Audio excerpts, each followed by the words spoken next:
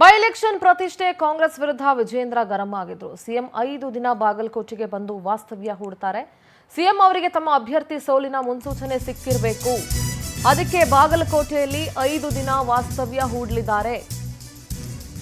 By election ಪ್ರತಿಷ್ಠೆ ಕಾಂಗ್ರೆಸ್ ವಿರುದ್ಧ ವಿಜೇಂದ್ರ ಗರಂ ಆಗಿದ್ರು. ಕೆಆರ್ಪೇಟೆ ಬೈ ಎಲೆಕ್ಷನ್ಗೂ ಇದೇ ರೀತಿ ಬಂದು ಕೂತಿದ್ರು.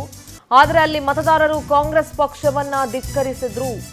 ಶಿರಾ ಕ್ಷೇತ್ರದ ಬೈ ಎಲೆಕ್ಷನ್ ನಲ್ಲೂ ಸಿದ್ದರಾಮಯ್ಯ ಠಿಕಾಣಿ ಹೂಡಿದ್ರು. ಅಲ್ಲಿ ಅಹಿಂದ ಮತಗಳಿದ್ರು. ಸಿದ್ದರಾಮಯ್ಯ ಅವರ ತಂತ್ರ ಫಲಿಸಲಿಲ್ಲ.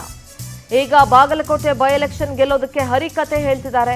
ಬಾಗಲಕೋಟೆ ಕ್ಷೇತ್ರದ ಜನತೆ ಬಿಜೆಪಿಗೆ ಆಶೀರ್ವಾದ ಮಾಡ್ತಾರೆ. ಬಾಗಲಕೋಟೆಯಲ್ಲಿ ಬಿಜೆಪಿ ರಾಜ್ಯಾಧ್ಯಕ್ಷ ವಿಜೇಂದ್ರ ಹೇಳಿಕೆ ಕೊಟ್ಟಿದ್ದಾರೆ.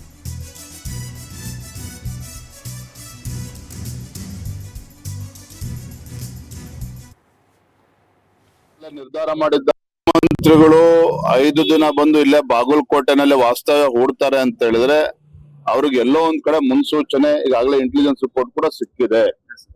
ಹಿಂದೆ ಕೆಆರ್ಪೇಟೆ ವಿಧಾನಸಭಾ ಕ್ಷೇತ್ರದ ಉಪಚುನಾವಣೆ ಆದಾಗ್ಲೂ ಸಹ ಇದೇ ರೀತಿ ಬಂದು ಕೂತಿದ್ರು ಸಿದ್ದರಾಮಯ್ಯನವರು. ಅಲ್ಲಿ ಮತದಾರರು ಅವ್ರನ್ನ ಧಿಕ್ಕರಿಸಿದ್ರು ಕಾಂಗ್ರೆಸ್ ಪಕ್ಷವನ್ನ. ಶಿರಾ ಕ್ಷೇತ್ರದ ಉಪಚುನಾವಣೆ ಸಂದರ್ಭದಲ್ಲೂ ಕೂಡ ಇದೇ ಮುಖ್ಯ ಸಿದ್ದರಾಮಯ್ಯನವರು ಅವತ್ತು ವಿರೋಧ ಪಕ್ಷದ ನಾಯಕರು ಅಲ್ಲಿ ಶಿರಾದಲ್ಲಿ ಬಂದು ಕೂತಿದ್ರು. ಅಲ್ಲೂ ಕೂಡ ಅಹಿಂದ ಮತಗಳಿದ್ರು ಕೂಡ ಅವ್ರಿಗೆ ಆಶೀರ್ವಾದ ಮಾಡ್ಲಿಲ್ಲ. ಈಗ ಎಲ್ಲೋ ಒಂದ್ ಕಡೆ ಬಾಗಲಕೋಟೆನಲ್ಲಿ ಬೇರೆ ಬೇರೆ ಹರಿಕತೆಗಳು ಹೇಳ್ಕೊಂಡು ಇಲ್ಲಿ ಹಣ ಬಲ ತೋಳ್ಬಲವನ್ನ ಬಳಸ್ಕೊಂಡು ಅಧಿಕಾರದ ದುರ್ಬಳಕೆಯನ್ನ ಮಾಡಿಕೊಂಡು ಇಲ್ಲಿ ದಬ್ಬಾಳಿಕೆ ಮಾಡ್ಬೇಕು ಅಂತ ಹೇಳಿದ್ದು ಕಾಂಗ್ರೆಸ್ ಪಕ್ಷ ಹುನ್ನಾರ ನಡೆಸ್ತಾ ಇದೆ. ಆದರೆ ಬಾಗಲಕೋಟೆಯ ಪ್ರಜ್ಞಾವಂತ ಮತದಾರರು ಈಗಾಗಲೇ ನಿರ್ಧಾರ ಮಾಡಿದ್ದಾರೆ. ಭಾರತೀಯ ಜನತಾ ಪಾರ್ಟಿಗೆ ಆಶೀರ್ವಾದನ ಮಾಡ್ತಾರೆ. ನಮ್ಮ ವೀರಣ್ಣ ಚರಂತಿಮಠ ಅವರು ಗೆಲ್ತಾರೆ. ಮುಖ್ಯಮಂತ್ರಿಗಳು 5 ದಿನ ಬಂದು ಇಲ್ಲೇ ಬಾಗಲಕೋಟೆನಲ್ಲಿ ವಾಸ್ತವ್ಯ ಹೂಡ್ತಾರೆ ಅಂತ ಹೇಳಿದ್ರೆ ಅವ್ರಿಗೆ ಎಲ್ಲೋ ಒಂದ್ ಕಡೆ ಮುನ್ಸೂಚನೆ ಈಗಾಗಲೇ ಇಂಟೆಲಿಜೆನ್ಸ್ ರಿಪೋರ್ಟ್.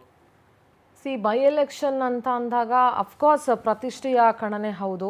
ಒಂದ್ ಕಡೆ ಕಾಂಗ್ರೆಸ್ಗೆ ಪ್ರತಿಷ್ಠೆಯ ಕಣ, ಬಿಜೆಪಿಗೂ ಪ್ರತಿಷ್ಠೆಯ ಕಣ. ಯಾಕಂದ್ರೆ ಕಾಂಗ್ರೆಸ್ ಈಗ ಆಲ್ರೆಡಿ ಆಡಳಿತದಲ್ಲಿರುವಂತಹ ಪಕ್ಷ, ಆಡಳಿತ ಪಕ್ಷ ರಾಜ್ಯದಲ್ಲಿ ಸರ್ಕಾರವನ್ನ ನಡೆಸ್ತಾ ಇದೆ.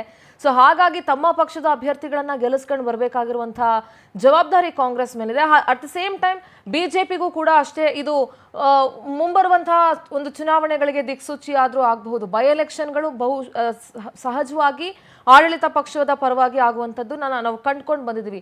ಇಟ್ ಡಸಂಟ್ ಮೀನ್ ದಟ್ ಅದು ಹಾಗೇ ಆಗಬೇಕು, ಬದಲಾವಣೆ ಆಗಲ್ಲ ಅಂತ ಹೇಳಲಿಕ್ಕಾಗಲ್ಲ.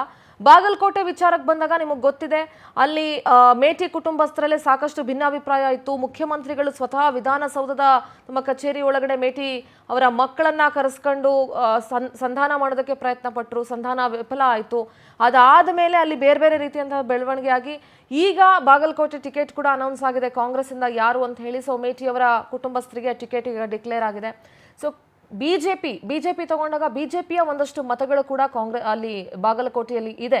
ಸೊ ಇದೆಲ್ಲದರಿಂದ ಮುಖ್ಯಮಂತ್ರಿಗಳಿಗೂ ಒಂದು ರೀತಿಯಾದಂತಹ ಪ್ರತಿಷ್ಠೆಯ ಕಣ. ಯಾಕೆಂದ್ರೆ ಅವರೇ ಸ್ವತಃ ಹೋಗಿ ಒಂದು 5 ದಿನಗಳ ಕಾಲ ಅಲ್ಲಿದ್ದು ಪ್ರಚಾರದಲ್ಲಿ ತೊಡಗಿಸ್ಕೊಳ್ತಾ ಇದ್ದಾರೆ ಅಂತ ಅಂದಾಗ ಅಲ್ಲಿನ ಚುನಾವಣಾ ಅಖಾಡ ಎಷ್ಟು ಮಟ್ಟಿಗೆ ರಂಗೇರಿದೆ ಅಂತ ನಾವು ಅರ್ಥ ಮಾಡ್ಕೊಳ್ಬಹುದು.